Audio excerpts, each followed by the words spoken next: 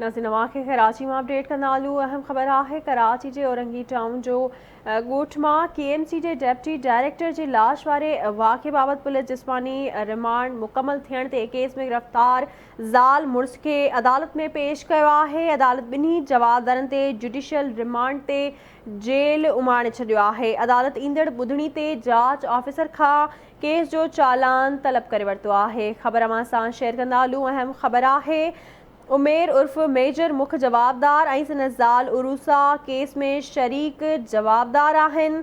Police जो चवणु आहे त जवाबदारनि ज़ाती दुश्मनी के बुनियाद ते मिसबाह के क़त्ल किया है। ब्रेकिंग न्यूज़ है अमां सां शेयर कंदा हलूं। कराची में औरंगी टाउन के गोठ KMC के डिप्टी डायरेक्टर की लाश वारे वाक़े बाबत पुलिस जिस्मानी रिमांड मुकम्मल थियण ते केस में गिरफ्तार ज़ाल मुड़स के अदालत में पेश किया है। मुख्य जवाबदार उमेर उर्फ मेजर के रेंजर्स गिरफ्तार करे पुलिस हवाले किया हो। जवाबदारन ज़ाती दुश्मनी के बुनियाद ते मिसबाउल इस्लाम के कत्ल किया। तफ़सील मालूम कंदासीं कराची में महताब शहर खान। जी महताब अपडेट कजो।